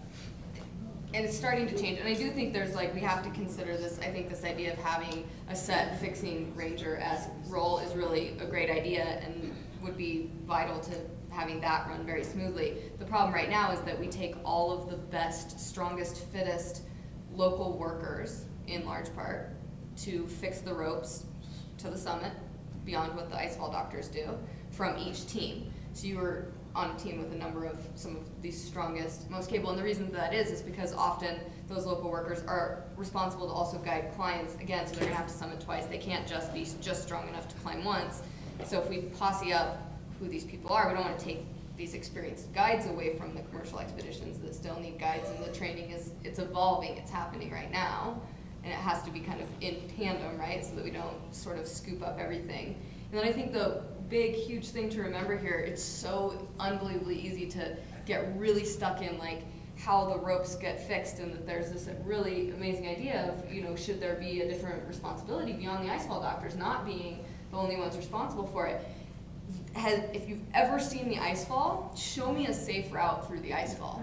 Because it's extraordinarily dangerous no matter where you go, and we're balancing two dangers, right? We're balancing, I want to go this way because it's faster, and we have this huge overhead danger, which totally manifested this year. Or we're going to go this way, which is going to take 2.5 hours more for the workers and 7.5 hours more for the clientele, and then they're exposing themselves to this risk for longer. And all you can do is point to an accident when it happens and say, well, that was a failure point. The failure point is that this section of the mountain, among others, is just objectively hazardous. And we have to accept that and find the best ways to work within it with the resources we have. And I think that has to do with creating this ranger team that would essentially be responsible for those ropes, but could bear that responsibility in the environment that we know. It's a super dangerous area. Bad things can happen, it's not anyone's fault. I'm gonna go take a risk with this question, it just popped in my head. And this is gonna be a naive question, I admit, because I haven't been there. Do the Sherpa in that region really see the stewardship of the land as theirs? Do they see it as their responsibility? No, I mean, I'll say straight away. I love that. No, that's what I wanted to hear, actually. And I just asked that question. It just popped in my head because it seems as though there's so much about really the success of dealing with clients that are paying a lot of money and I'm just hearing this discussion. Again, I'm not here as a full innocent. If I'm not even my comments, forgive me, but it does strike me that maybe there's just not this, there is this bigger body that's looking more at and it sounds like the Sizewell doctor who passed away, it sounds like an amazing man who had a lot of experience and it was unfortunate his mentorship didn't pass along, but how do we step that up so that that's owned by someone who really has pride in it? And not the summit, I mean like that thing, like we have at Yosemite, people have pride in the way they build buildings, right? The way that they do an evening program really matters to them. They know that you love Yosemite, they know you like Yosemite Falls, but they care that that night you're going to know about John Muir and about, Miracles Butterflies and whatnot. So, the example of the North Slope of Alaska, where it was in one of today's conversations about that the oil is extracted, it's piped down, but the profits end up in Dallas. Yeah. And the effects to the Inuit communities are up there. And I think that underlying tension showed its head in 2013 with the argument, and then again this year. And so until that model is... How does that benefit come back to there? And so they're in... Because it's all, I mean, frankly, again, I'm not there, it's on Sherpa's backs. I mean, the whole thing has been done this way. I'm sorry, I wish I could say I climbed Everest on my own, but I can't. It just seems as though it really is. Well, there is increasing responsibility by the Sherpas. There's more and more of these, and Sherpa, I need to use that generically, they're not the only ones. Sure, they're just the famous ethnic group, and the job is named after them. Fair enough. So for convenience, we'll say the Sherpas are leading more and more of the expeditions, which isn't always a good thing depending on whether they have the insurance or whether they're just undercutting the price, that sort of thing. But that sounds like the way Dawa described it would be very much improved. But there is much more of a sense, again, the SPCC, it just seems like a marvelous organization, and the chair was telling me about the garbage, hauling out the garbage now. I mean, there's been lots of cleanup expeditions back to Brent Bishop and Dawa's and a more recent one, and so lots of stuff has been taken out in these giant expedition cleanups, but now the new policy is that you have to take out 8 kilos of trash with you from the mountain. And so there's a little bit controversy whether that's the right amount and how they're going to deal with it and all that, but the point is that they're going to be taking out more, and he, whether he's right or not, he thinks that within 5 years all the garbage from the mountain will be gone. But this is a local effort. This wasn't something that we thought up and brought to them. They thought it up themselves, and they're wanting to make the mountain clean. They care about it. And so whether it's a new ethic or an old ethic, whatever, but it's happening. And there's so much of this that's just happening grassroots there. Yeah, I want to be clear. I'm not trying to question the stewardship and the love of Mount Everest. I just wondered that different level of visitor services and client management that's so intense and very different than respecting a mountain. It's just a different animal, but you may love the mountain, but obviously caring for those clients is a different animal and may conflict with it. Let's take a couple questions, actually. I guess a comment that I'd be curious on some feedback from. It ties into what's been talked about here. And in the national parks, there's a bid to one concessionaire. And that concessionaire wins the services to the park for a period of time, correct? It varies on parks, but yes, there can be concessions that get one bid. But like on Mount McKinley, I think there's, John, is there 6 or 5? 6, yeah, there's 6 climbing guide services. Mount Rainier, there's 3. And then, but like at Yosemite, the biggest contract in the entire National Park Service is it's the hotel operator and the food service, and it's 1, and it's lucrative. Okay. But at the same time, there's a lot of control, because the park stipulates specifications. Tremendous control. You know, and it seems like what's necessary to have that stage developed is a fair bit of vision. And it seems like it keeps coming back to the fact that there is seemingly no body that's disseminating a vision, or at least tying together other people's, or every group of people to ensure that everybody's objectives and bringing them to a vision. So we have all these little issues down here, and it seems like the big question to get to those. It's the Everest Knot. What's the vision? Who delivers the vision, and how does that? I think that's the challenge that Jenny was trying to say to me before this talk tonight. Is that that's maybe our job, or maybe something that we can participate in. Not our job, but that we want to participate and facilitate. I don't know. I'm just kind of curious. Yeah, infrastructure's needed, and the NMA is a start, and they, as Dawa Stevens said, they've been trying, and they get a lot of flack. They get fingers pointed at them because they're an entity that's there, and everybody's like, well, what are they doing? But the challenges are massive because, if you can look at our own national parks, and you can see from this conference, the challenges that we all face with our own national parks and other countries in the world, the infrastructure, that's way more advanced and complex than what Nepal has. And yeah, you just keep trying, and I think that we're all kind of at the table and ready to try. And it takes maybe a tragedy like the one that just happened for some people to kind of take notice. And that's what we're hoping. And we're hoping that, if we get the right players in the room, there can be some consensus about, yeah, some infrastructure is needed here. What can we do? So, Next, yeah. Okay. I guess just like fire is a tool, money is a tool, right? Fire can be used to cook food, it can be used to burn your house down. So it depends on how you use it and how you make good use of it. More importantly, so I guess more so, and I'm not necessarily seeking answers to this question. If there was an answer, we probably would be in a room talking about it. But how do you see good utilization of money? With Juniper Fund making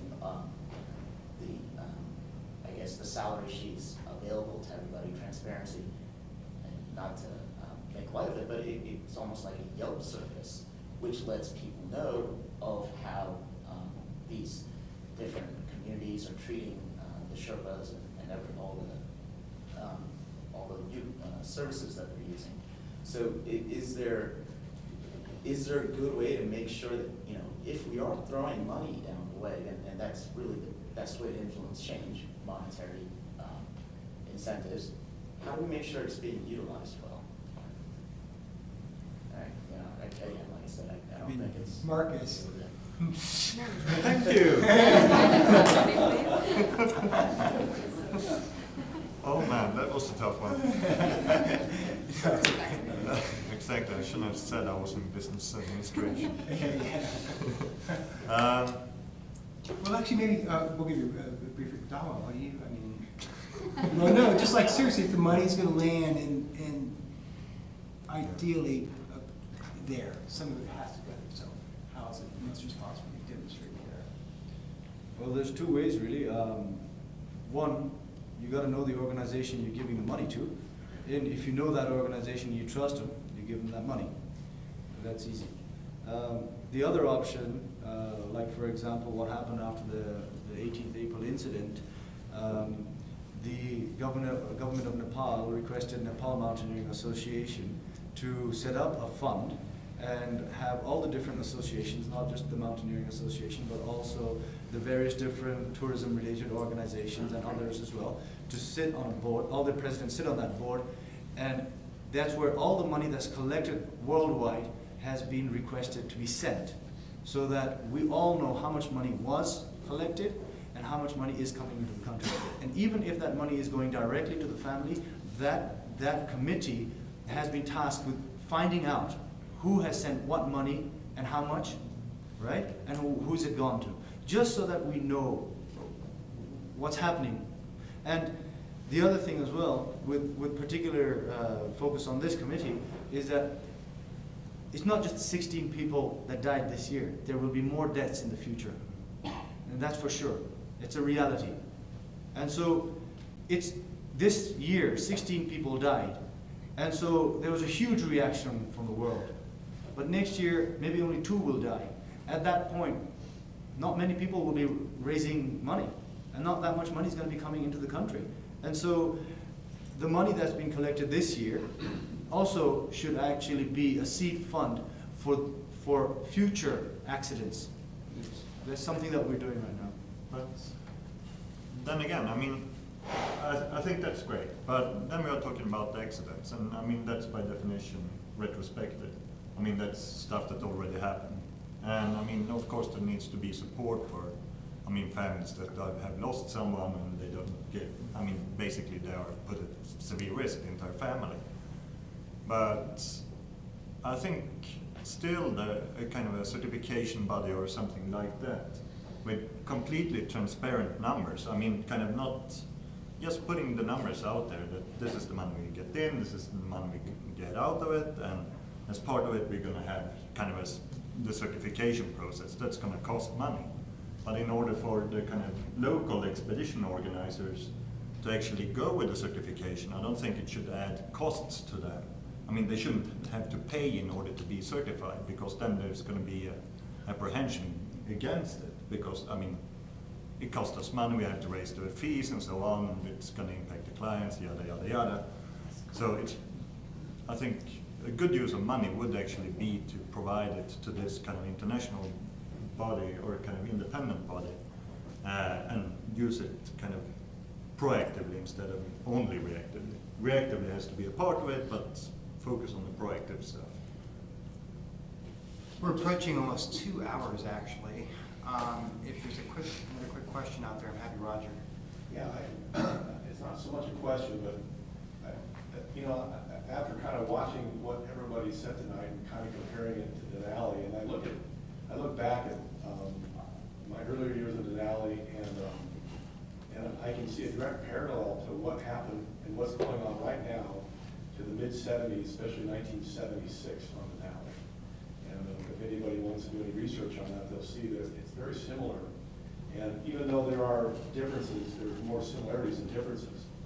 And what happened that year, we had a lot of people die, lots and lots of rescues. There were no park rangers.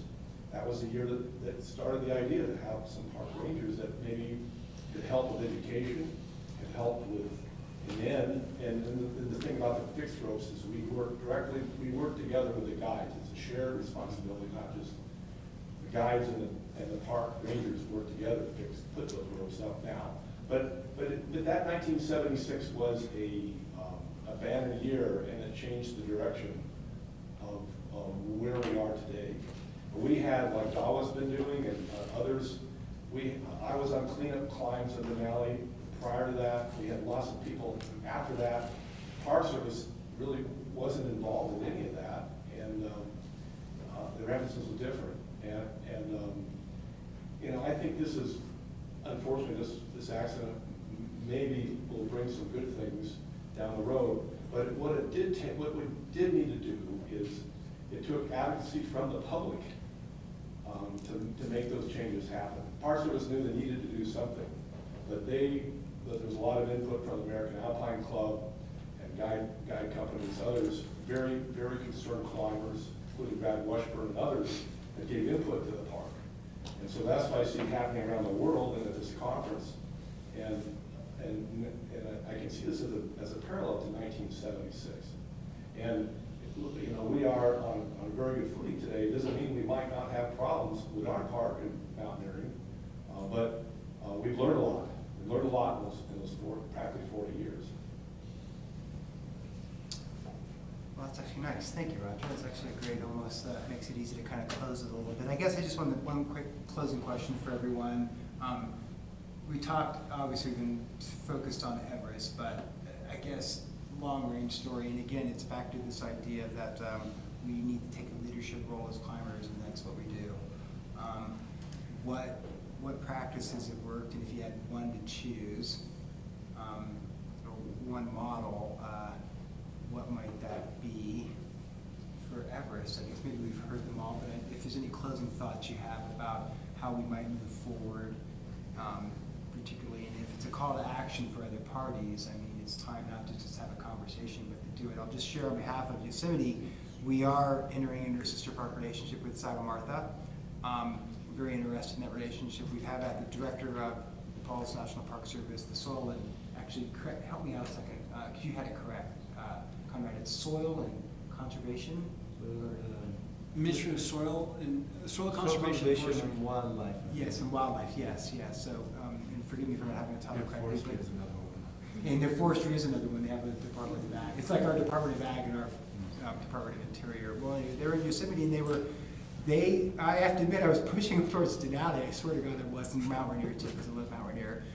But they love the management of Yosemite. They just saw Yosemite as an icon, and so we wanted to participate in this relationship, not because, just because of what Everest and names like Yosemite mean and how they have value and their Meg Penge. Saw that. We also hit them up that we wanted to partner with other parks, Longtong and Chitwan, because we thought that there were other issues that were really relevant to a lot of our staff in Yosemite, everything from road development to wildlife management issues that we deal with well. So we intend to participate in that and challenge actually by Cheney. She pulled me aside. She's like, you got to get over there and get on it, Mike. So we have our challenge at Yosemite. We want to help, but what can we do from commercial businesses to federal agencies or academics or just independents? What might you see in the next couple of years to make this happen? Conrad, do you mind taking the first time? A climbing management plan, establishing what the carrying capacity of the mountain is, a professional rescue team that's financed by the peak fees of the climbers that are there, that is an elite team that the people that locally will look up to and aspire to be part of. And then a way to qualify the clients. And ideally, they do 2 trips to Nepal before they go to Everest. They don't need to do an 8,000 meter peak, but they're familiar with Nepal, they're familiar with the culture, they're used to the food, they know that how Nepali people communicate, and that by your second trip, and if you're on your 3rd trip to Nepal, you'll understand certain nuances and certain ways that you communicate, and that would make it for a better experience for both the guest and they would hopefully in turn be more respectful of the local people. So what do you see? Transparency. I think it's a continuous theme that I've stuck to. I think the more that we can disclose what's actually currently happening, the easier it's going to be to resolve the little holes that are occurring, and the more honest we are, the more it's easy to identify best practices, because it's great when everybody has to put their cards on the table. You really are held to your word a little bit more. Markus, some closing thoughts? I was actually thinking about what is it in English? The Gordian knot? Yes. Yeah. So the simplest alternative would actually be to just chop off the rope, I guess. No. No, but I think you summarize it beautifully. I believe also in kind of transparency and kind of the elite team and all that kind of stuff. I'm a stubborn man. I've been told I'm quite stubborn as well. That there needs to be this kind of independent international body that are kind of can be transparent, exactly, and also can take initiatives that are independent from governments. The government going to come along as soon as they see the benefit of it, but someone has to take the first step. And I think that's up to us as a community, or you as a community. I'm a researcher. But then just a tiny little initiative that could be done kind of really easily is to have this kind of initiative, this kind of conference next time in Nepal. I mean, that's so easy. I mean, I've traveled around half the world to get here. You can actually travel to Nepal to have this kind of thing as well. And then it's much easier to address the different parties that must be involved in this kind of solution. It's quite simple. It's very difficult, I think. John, That's John, I don't know if John was also the editor of AAJ for many years in climbing. He worked for Climbing Backpacker magazine. How can the media, from your perspective, this story? I know it's not your perspective every day, but it does seem as though they are a player in this. We haven't really touched on this. Okay, well, And I want first I'll follow on on that theme. I mean, definitely, well, echo all of these, but especially Conrad's climbing management plan idea, which, from what I've just learned here in these, starting this morning really, it sounds like it's exactly what's needed there. And if the players would come together to make this happen, you know, it can't be a government bureaucrat dictated thing. It has to be something that involves all the players coming together to make it happen. And that's exactly what's needed. But from my perspective of being up there and talking with so many people, I really do still feel that there's not enough communication. There needs to be, this ties in also to this notion of having this conference over there. Well, I think that this Sagarmatha Tourism Commission conference that happens in Namche every year is basically a version of this that's already happening.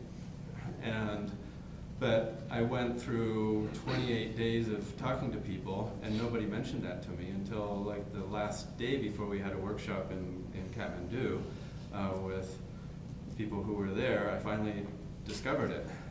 And so there's this forum where people are communicating once a year, but it needs to be ongoing. It needs to continue the communication throughout, so that cooperation. I think that.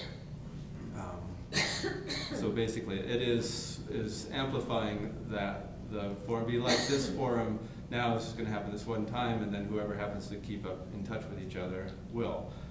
But something where it was ongoing, so the people who came together talked about it once, and then there was an active process of keeping the conversation going, would be really good. Which sort of relates to media. This media's job is to communicate and share the stories. So it depends on whether you mean the local media in Nepal or the international media. But Can they stop talking about Yosemite and Everest for 1 year? Can we just? Well, that would be great. I mean, now just we're like, talking about Everest. take a break, like. But that would fit into Melissa's transparency thing too. Is in theory, what the media does is expose, bring everything to light. And so if the media were actively informed about what's going on there, and that again would be something that more communication, like through a website where you could keep track of all the different players and know what's going on in this region, then there'd be information there that people would pick up on, and they'd hear these good stories too. The New York Times articles created a sense of outrage amongst my friends who didn't understand climbing at all, actually, looking at this incident. They were very upset, but they perceived to be some very social injustice. Right? So, just as a side note. Right, because it was Sherpas who were killed. And, it was just a sense of not understanding full issues and conflicts together. Right. Dawa, do you get that? Well, I think I already mentioned a couple of things that could be done. I don't want to go back over that. I think the word vision was used earlier, and one thing that hasn't come through today is what is the vision of the Nepalis? What does the mountain mean to them? Not what the mountain means to you guys here. It's more important what the mountain means to us in Nepal, and so that also needs to be addressed. And I think a good way to go ahead would forget workshops. Don't come to Nepal. Don't do a workshop because it's not gonna do anything, in my humble opinion. A better forum would be at the UIAA General Assembly, which is coming up, I believe, in October. You should have a workshop where you ask the Nepal Mountaineering Association to bring their vision forward.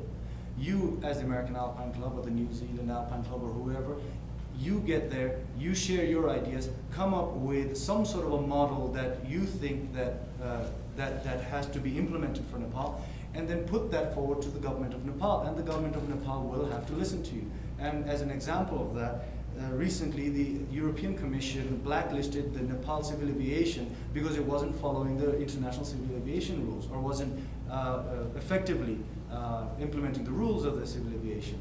And so once that happened, the entire civil aviation industry scrambled and are currently trying to bring up their standards so that they don't get blacklisted anymore. Maybe something similar, a threat of some sort like that could be also given to the Ministry of Tourism to say, our citizens are going to your country and dying on your mountain because you are not meeting the standards.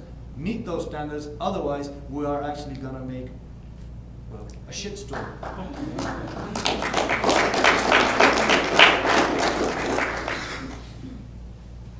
All right, unless there's any last questions, and because everybody seems engaged, so if there's any questions, otherwise we can go ahead and conclude and have basic one-on-one conversations. Any more? Well, great. I guess thank you, everyone. Thank you, definitely for the panel.